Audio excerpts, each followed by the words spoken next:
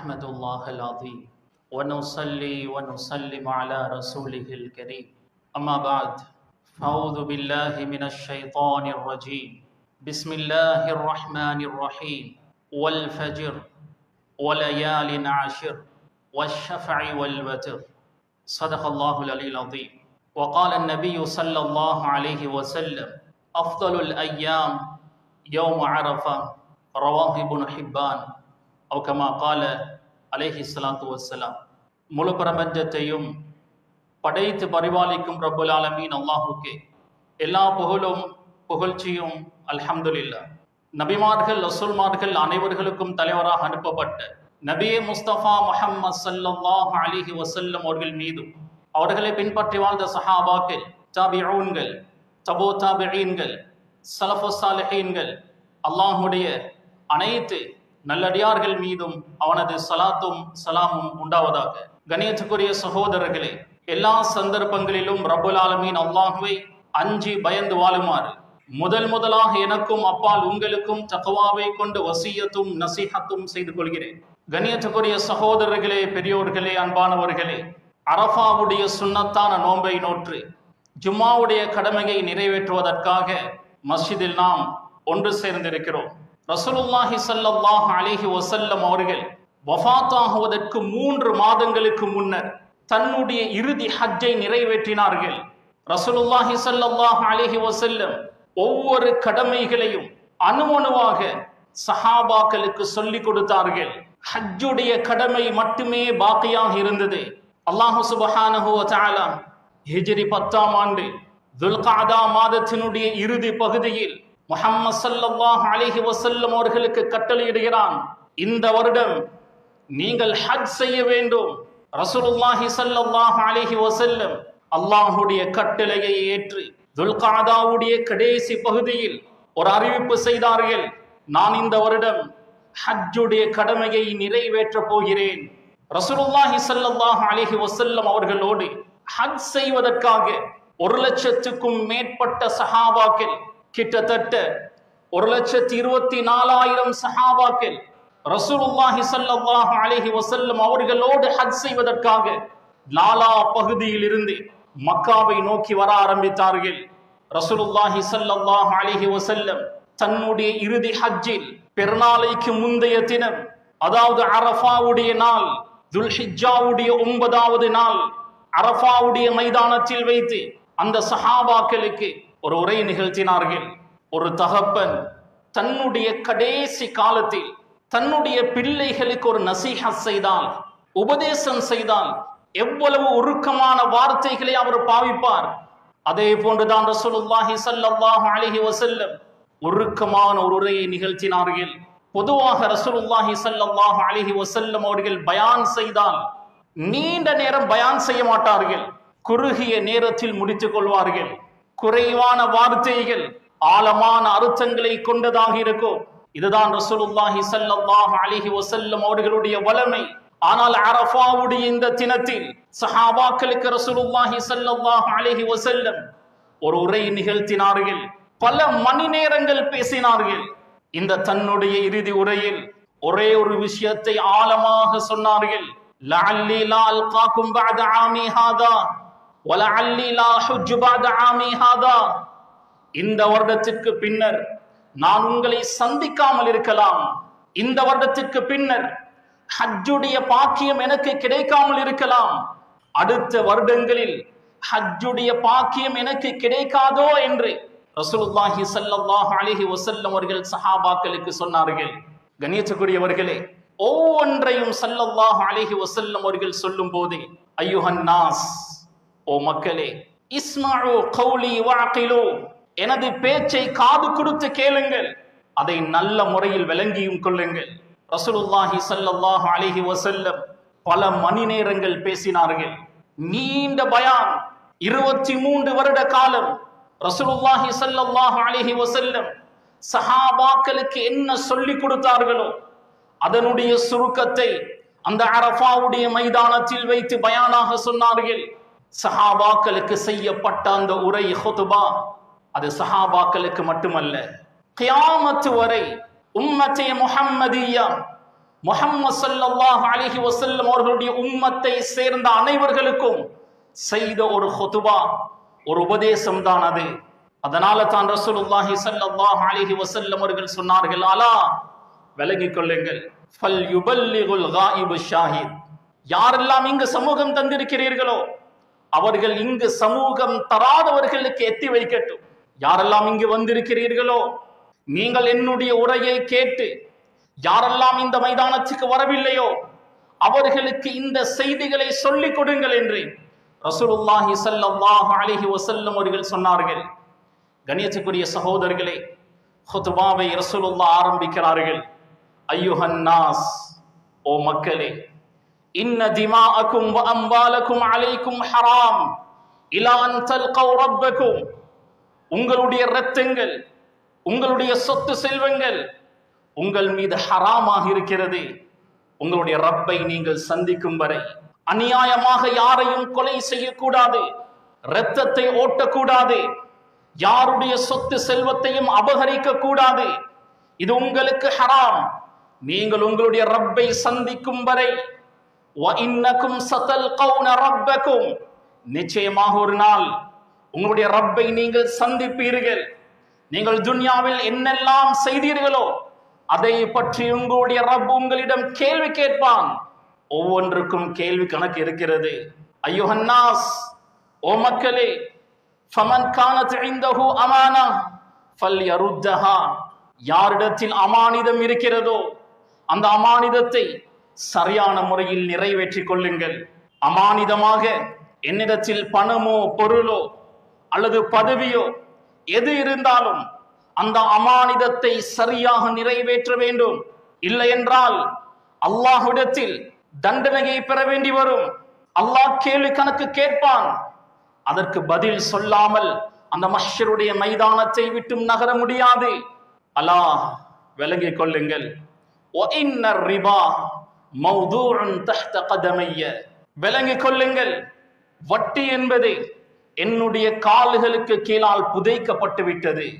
இன்ட்ரெஸ்டை, வட்டியை அல்லாஹ் ஹராமாக்கி விட்டான். யம்ஹகுல்லாஹு ரிபா வ யுர்பிஸ் ஸதகாத், அல்லாஹ் சதகாவின் மூலம் சொத்து செல்வங்களை வளர்க்கிறான். சதகாவின் மூலம் சொத்து செல்வங்கள் குறையாது, கூடிக்கொண்டே போகும். வட்டியின் மூலம் அல்லாஹ் சொத்து செல்வத்தை அளிப்பான். இமாம் பைதாவி ரஹிமஹுல்லாஹ் இந்த ஆயத்திற்கு விளக்கம் எழுதுகிறார்கள். யம்ஹகுல்லாஹு ரிபா, அல்லாஹ் வட்டியை அளிப்பான் என்றால் வட்டியுடைய பணத்தை மட்டுமல்ல அல்லாஹ் அளிப்பான். அந்த வட்டியுடைய பணம் எந்த பணத்தோடு சேர்ந்து விட்டதோ, எந்த சொத்து செல்வத்தோடு கலந்து விட்டதோ அது முழுதையும் அல்லாஹ் அளிப்பான். ஏதோ ஒரு ரீதியில் வட்டியோடு சம்பந்தப்படக்கூடிய அனைத்தையும் அல்லாஹ் அளிப்பான். கண்ணியத்துக்குரியவர்களே, கன்வென்ஷனல் பேங்கோடு, வட்டி பேங்கோடு தொடர்புடையவர்கள், வட்டியுடைய கொடுக்கல் வாங்கல் செய்யக்கூடியவர்கள், அல்லாஹுக்காக கேட்கிறேன், தௌபா செய்யுங்கள். ரசூலுல்லாஹுடைய கால்களுக்கு கீழால் புதைக்கப்பட்டதை நாம் தோண்டி எடுக்க கூடாது. இன்றைய காலம் இன்ட்ரெஸ்ட் என்பது பல பெயர்களில் வலம் வந்து கொண்டிருக்கிறது. வட்டியை அல்லாஹ் ஹராமாக்கி இருக்கிறான். ரசூலுல்லாஹ் தன்னுடைய கடைசி பேருரையில் இதை ஆழமாக சொல்கிறார்கள்.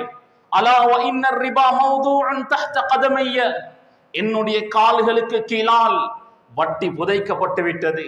அய்யுஹன் நாஸ், ஓ மக்களே, அஷ்ஷைத்தானு கத் யஇஸ அய்யுஅபத பிஅர்திக்கும் ஹாதிஹி அபதா, இந்த மக்கா என்ற பூமியில் ஷைத்தான் வணங்கப்படுவதை விட்டும் அவன் நிராசையாகிவிட்டான். இதற்கு பின்னர் சிலை வணக்கம் மக்காவில் உருவாகாது. ஆனால் நீங்கள் சில பாவங்களை, தவறுகளை லேசாக நினைப்பீர்கள். உங்களுடைய பார்வையில் அது சிறியொரு பாவம், ஆனால் அல்லாஹுடைய பார்வையில் அது பெரும் பாவம். ஷைத்தான் அந்த சிறிய சிறிய பாவங்களை செய்ய வைத்து உங்களை நரகம் வரை கொண்டு சேர்ப்பான். எனவே எச்சரிக்கையாக இருந்து கொள்ளுங்கள் என்று ஸல்லல்லாஹு அலைஹி வஸல்லம் அவர்கள் சொல்கிறார்கள். அய்யுஹன் நாஸ், ஓ மக்களே, இத்தகுல்லாஹ், அல்லாஹ்வை அஞ்சி வாழுங்கள். வஸ்தௌசு பின் நிசாஇ கைரா, பெண்களோடு நல்ல முறையில் நடந்து கொள்ளுங்கள்.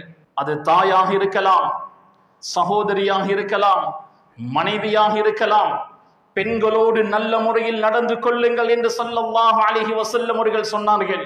அந்த காலம் பெண்களை கேவலமாக பார்க்கப்பட்ட காலம். பெண் பிள்ளைகள் பிறந்தால் உயிரோடு புதைக்கப்பட்ட காலம். மீராஸ் சொத்துரிமையில் எந்த ஒரு பங்கும் பெண்களுக்கு கொடுக்கப்படவில்லை. ரசூலுல்லாஹி ஸல்லல்லாஹு அலைஹி வஸல்லம் அவர்கள் பெண்களுக்குரிய முழு உரிமையையும் கொடுத்தார்கள். கடைசி ஹுத்பாவில் இதை ஞாபகப்படுத்துகிறார்கள். வஸ்தௌசு பின்னிசாஇ கைரா, பெண்களோடு நல்ல முறையில் நடந்து கொள்ளுங்கள். வ இன்னகும் இன்னமா அகஸ்துமூஹுன்ன பிஅமானத்தில்லாஹ், பெண்கள் அல்லாஹ் உங்களுக்கு அமானிதமாக தந்திருக்கிறான். அந்த அமானிதத்தை பற்றி நீங்கள் கேள்வி கேட்கப்படுவீர்கள். அதனால் பெண்களோடு நல்ல முறையில் நடந்து கொள்ளுங்கள். ஐயுஹன்னாஸ் இஸ்மஉ கௌலி வஅகிலு, மக்களே என்னுடைய பேச்சை காது கொடுத்து கேளுங்கள், விளங்கிக் கொள்ளுங்கள். அன்ன குல்ல முஸ்லிமின் அகுன் லி முஸ்லிம், ஒரு முஸ்லிம் இன்னொரு முஸ்லிமுடைய சகோதரர். தாய் தந்தை வேறாக இருக்கலாம், ஆனால் முஸ்லிம்கள் என்ற ரீதியில் நாம் அனைவர்களும் சகோதரர்கள். ஐயுஹன்னாஸ், ஓ மக்களே, இன்னமல் கைரு கைருல் ஆகிரா, நலவென்பது ஆகிரத்தில் கிடைக்கக்கூடிய நலவுதான் நலவு. துனியாவில் என்ன கிடைத்தாலும் அது சொத்து செல்வமாக இருக்கலாம், ஆரோக்கியமாக இருக்கலாம், நல்ல பேராக இருக்கலாம், எதுவுமே நிரந்தரம் இல்லை. ஆகிரத்தில் கிடைக்கக்கூடிய நலவு அதுதான் ஜன்னா, சுவர்க்கம். சுப்ஹானல்லாஹ், சுவர்க்கத்தில் நாம் நுழைந்து விட்டால் மாலா ஐனுன் ரஅத் வலா உதுனுன் சமிஅத் வலா ஹதர அலா கல்பி பஷர், எந்த கண்ணும் கண்டிராத, எந்த காதும் கேட்டிராத, எந்த உள்ளமும் நேற்று கூட பார்த்திராத இன்பங்களை அல்லாஹ் சுவர்க்கத்தில் வைத்திருக்கிறான். நலவு என்பது ஆகிரத்துடைய நலவுதான், அதுதான் சுவர்க்கம். சுவர்க்கம் சென்றால் அபதன் அபதா, நிரந்தரமாக சுவர்க்க வாழ்வுதான்.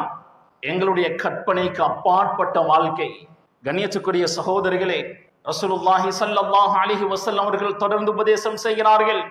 ஐயுஹன்னாஸ், மக்களே, லா ஃபர்க பைன அரபியின் வலா அஜமியின் வலா அப்யத வலா அஸ்வத இல்லா பித்தக்வா, ஒரு அரபி அஜமியை விட, வெள்ளையர் கருப்பரை விட சிறந்தவராக ஆக முடியாது.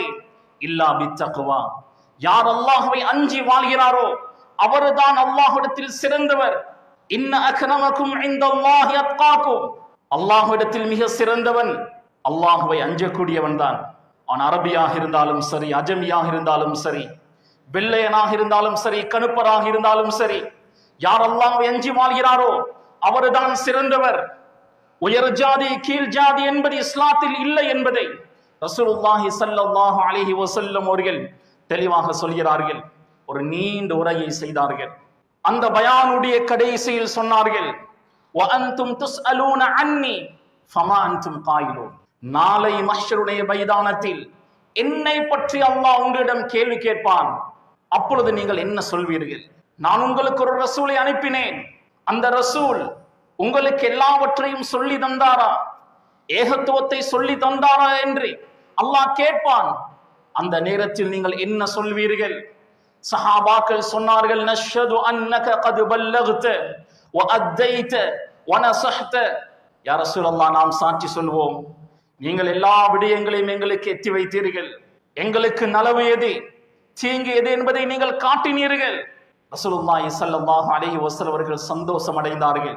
கலிமா விரலை வானத்தின் பக்கம் உயர்த்தி அல்லாஹும்ம ஷஹத் அல்லாஹும்ம ஷஹத் அல்லாஹும்ம ஷஹத், யா அல்லாஹ் நீ சாட்சியாக இருப்பாயாக, யா அல்லாஹ் நீ சாட்சியாக இருப்பாயாக, யா அல்லாஹ் நீ சாட்சியாக இருப்பாயாக என்று 3 முறைகள் சொன்னார்கள். சொல்லிவிட்டு சொன்னார்கள், அலா ஃபல்யுபல்லிகு ஷாஹிதுல் காயிப, இங்கு யாரெல்லாம் வந்திருக்கிறீர்களோ வராதவர்களுக்கு நான் சொன்ன அனைத்தையும் எத்தி வையுங்கள் என்று ஸல்லல்லாஹு அலைஹி வஸல்லம் அவர்கள் சொன்னார்கள். அந்த நேரத்தில் அல்லாஹ் சூரத்துல் மாயிதாவுடைய 3வது வசனம் குர்ஆனுடைய இறுதி வசனமாக அருளப்படுகிறது.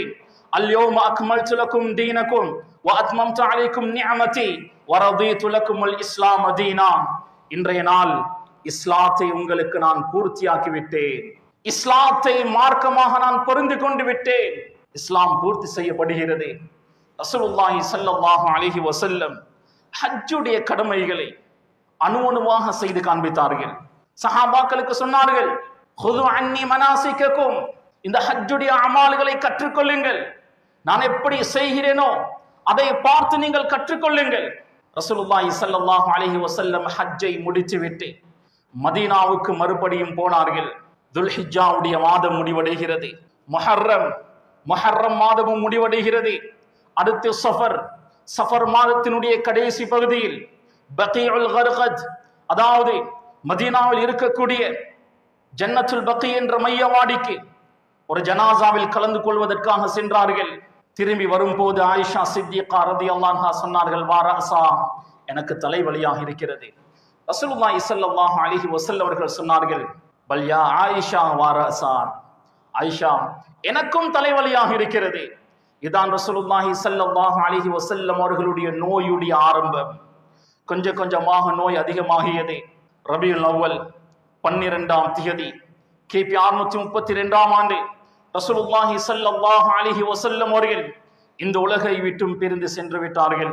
இன்னா லில்லாஹி வ இன்னா இலைஹி ராஜிஊன்.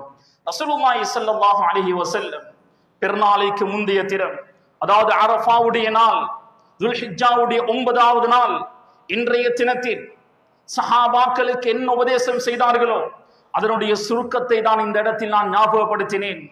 ரசூலுல்லாஹி ஸல்லல்லாஹு அலைஹி வஸல்லம் அரஃபாவுடைய மைதானத்தில் தௌஹீதை, ஏகத்துவத்தை வலியுறுத்தினார்கள். தக்வாவை, இறையச்சத்தை வலியுறுத்தினார்கள். மனித நேயம், மனித உரிமை, குடும்ப வாழ்க்கை எப்படி அமைய வேண்டும், பெண்களோடு குடும்பமாக எப்படி வாழ வேண்டும், இதையெல்லாம் ரசூலுல்லாஹி ஸல்லல்லாஹு அலைஹி வஸல்லம் அவர்கள் விரிவாக பேசினார்கள். கண்ணியத்துக்குரிய சகோதரர்களே, இன்று துல்ஹிஜ்ஜாவுடைய 9வது நாள். எங்களுடைய நாட்டில் அரஃபாவுடைய தினம் இன்றுதான். இன்று நாம் நோன்பு நோற்றவர்களாக மஸ்ஜிதில் நாம் ஒன்று சேர்ந்திருக்கிறோம்.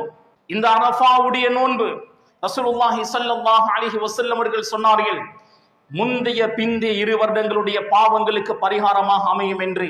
அஹ்தஸிபு அலல்லாஹ், அல்லாஹ்விடத்தில் நான் ஆதரவு வைக்கிறேன். ரசூலுல்லாஹுடைய ஆதரவை அல்லாஹ் வீணாக்க மாட்டான். லௌலாஹு லமா தகவுனத்தில் அக்வான், ரசூலுல்லாஹ் பிறக்கவில்லை என்றால் இந்த பூமி அல்லாஹ் படைத்து இருக்க மாட்டான். ரசூலுல்லாஹுடைய ஆதரவை அல்லாஹ் வீணாக்க மாட்டான்.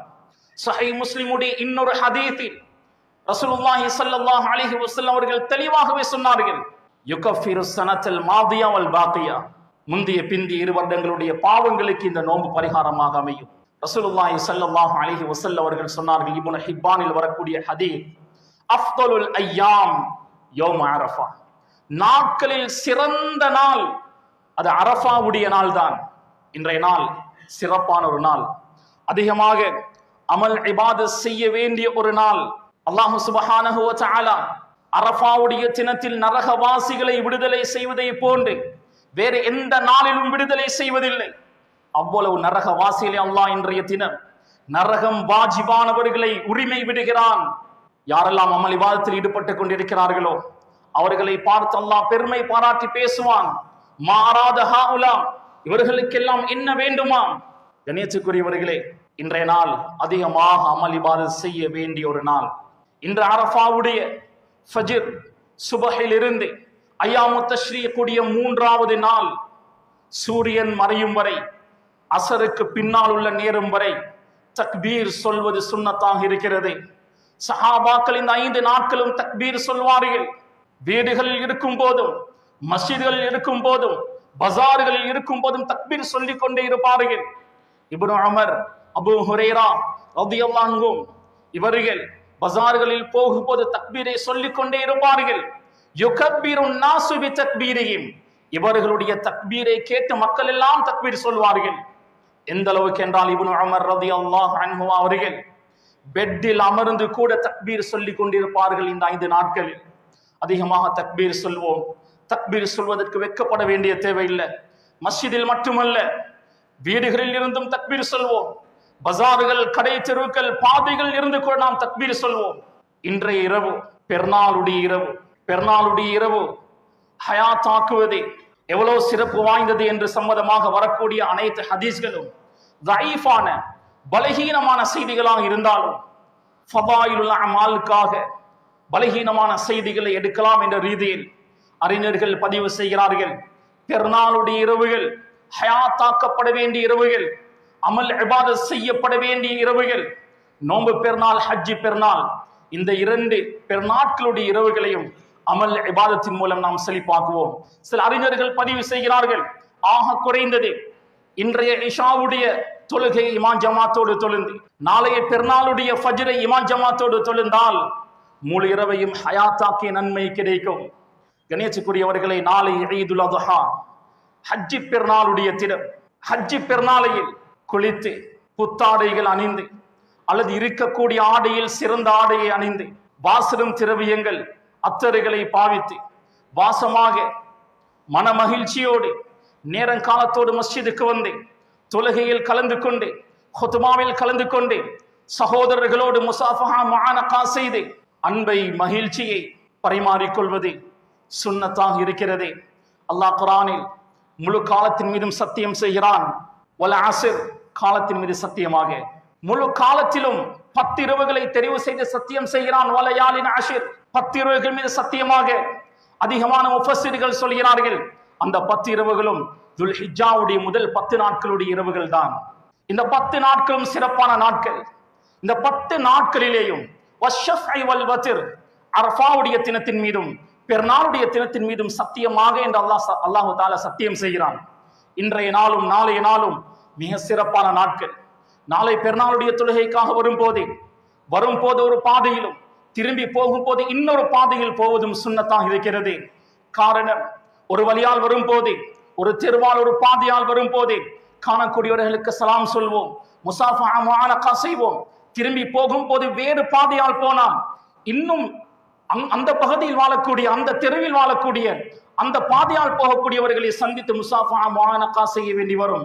அதனாலதான் ரசூலுல்லாஹி ஸல்லல்லாஹு அலைஹி வஸல்லம் அவர்களும் பெருநாளுடைய நாள் ஹாலஃபத் தரீக், ஒரு பாதையால் போனால் இன்னொரு பாதையால் திரும்பி வருவார்கள். நாளைய நாள் ஹஜ்ஜி பெருநாள். சுன்னத் சாப்பிடாமல் மஸ்ஜிதுக்கு தொழுகைக்காக வருவதுதான் ஆக சிறந்த ஒரு சுன்னாதான். பெருநாளுடைய தொழுகையை தொழுந்துவிட்டு குர்பானுடைய பிராணியை அறுத்து அந்த மாமிசத்தை சதகா, ஹதியா, 3இல் 1 சதகா செய்வது, ஃபுகரா மசாக்கீன்களுக்காக ஹதியா சதகா செய்வது, 3இல் 1 பகுதியை ஹதியா செய்வது. ஹதியா என்றால் கண்ணியப்படுத்துவதற்காக கொடுப்பது. 3இல் 1 அவருடைய குடும்பத்துக்காக எடுத்துக்கொள்வது. அந்த பகுதியில் இருந்து மாமிசத்தை சமைத்து பெருநாள் அன்று காலை சாப்பிடுவதுதான் அசல் சுன்னத்தான முறையாக இருக்கிறது. பெருநாளைக்கு பெயரே யௌமுன் நஹர், ஆடு மாடு ஒட்டகம் அறுக்கப்படக்கூடிய நாள் என்பது அர்த்தம். ரசூலுல்லாஹி ஸல்லல்லாஹு அலைஹி வஸல்லம் அவர்கள் ஹஜ்ஜி பெருநாள் என்று தான் குர்பான் கொடுத்தார்கள். சஹாபாக்களும் ஹஜ்ஜி பெருநாள் என்று தான் குர்பான் கொடுத்தார்கள். இப்ராஹிம் அலைஹிஸ்ஸலாம் அவர்களும் ஹஜ்ஜி பெருநாள் என்று துல்ஹிஜ்ஜாவுடைய 10வது நாள் தான் குர்பான் கொடுத்தார்கள். பெருநாளைக்கு அடுத்து வரக்கூடிய 3 நாட்கள் ஐயாமுத் தஷ்ரீக். ஐயாமுத் தஷ்ரீக் என்றால் ஏற்கனவே அறுத்த மாமிசங்களை காயப்படக்கூடிய நாட்கள் என்பது அர்த்தம். எனவே ஆக சிறந்தது பெருநாளுடைய தினம் எங்களுடைய குர்பானை நிறைவேற்றுவதுதான். தங்கடங்கள் இருந்தால், நிர்பந்தங்கள் இருந்தால் அடுத்த 3 நாட்களில் தாராளமாக எங்களுக்கு நிறைவேற்றுவதற்கு மார்க்கம் அனுமதித்திருக்கிறது. குர்பானுடைய அமலை நிறைவேற்றும் போது நாட்டினுடைய சட்ட திட்டங்களை கருத்தில் கொண்டு ஐயாமு தஷ்ரீக்குடைய 3வது நாள் போயா வருகிறது. அந்த நாளில் அறுக்கக்கூடாது. அதனால் நாட்டினுடைய சட்டத்தையும் பேணி இந்த கடமையை அழகாக நாம் நிவர்த்தி செய்வோம். யாரெல்லாம் குர்பானுடைய நியத்து வைக்கவில்லையோ குர்பான் கொடுப்பதற்காக தயாராகுங்க. ரசூலுல்லாஹி ஸல்லல்லாஹு அலைஹி வஸல்லம் அவர்கள் கடுமையாக எச்சரித்தார்கள், யாருக்கு வசதி இருந்தும் குர்பான் கொடுக்கவில்லையோ ஃபலா யக்ருபன்ன முஸல்லானா, எங்களுடைய தொழும் இடத்திற்கு அவர் வர வேண்டாம். எனவே குர்பானுடைய அமலில் கஞ்சத்தனம் காட்ட வேண்டாம். அல்லாஹ் இந்த அமலை கொண்டு எங்களுடைய ரிஸ்கில், வாழ்வாதாரத்தில் பரக்கத் செய்வான். குர்பான் என்பது ஷாயிரத்து மின் ஷாயிரில் இஸ்லாம், இஸ்லாமிய பாரம்பரிய அடையாளங்களில் ஒன்று. இந்த அடையாளத்தை நிலைநாட்டுவது அல்லாஹ் வசதி தந்த ஒவ்வொருவருடைய பொறுப்பு. கணேசக்குரியவர்களே, சுன்னத்தே முஅக்கதான், வலியுறுத்தப்பட்ட சுன்னா, ஃபர்துக்கு மிக நெருக்கம். உதுஹியா ஃபர்தாக்கப்படவில்லை, ஆனால் ஃபர்துக்கு மிக நெருக்கமான ஒரு அமல். அதனால் வசதி உள்ளவர்கள் கட்டாயமாக உதுஹியாவுடைய அமலை நிறைவேற்றுவோம். எந்த அளவுக்கு அறிஞர்கள் பதிவு செய்கிறார்கள் என்றால், மாட்டினுடைய 7 பங்கு, அதில் ஒரு பங்குக்கு 40,000 என்று வைத்துக் கொண்டால் என்னிடம் 10,000 தான் இருக்கிறது. அடுத்த 30,000 கடன் வாங்கி உதுஹியா நான் கொடுத்தால் அடுத்தடுத்த மாதங்களில் அதை அடைத்து விடலாம் என்று வைத்துக் கொண்டால் கடன் வாங்கி உதவியா கொடுப்பது சிறந்தது என்றுதான் பதிவு செய்கிறார்கள். சமனுல் மிசில், ஆடு மாடு ஒட்டகம் பஜாருடைய விலையை விட அதிக விலைக்கு விற்கப்பட்டாலும் அதை வாங்கி கொடுக்கக்கூடிய அளவுக்கு என்ற வசதி இருந்தால் வாங்கி கொடுப்பதுதான் சிறந்தது. ஆடு மாடு விற்கக்கூடியவர்கள் அதிக விலைக்கு விற்றால் அவர்கள் அல்லாஹ்விடத்தில் பதில் சொல்ல வேண்டி வரும், அது வேறு விஷயம். அதை வாங்கி கொடுக்கக்கூடிய அளவுக்கு என்னிடத்தில் வசதி இருந்தால் வாங்கி கொடுப்பதுதான் சிறந்தது.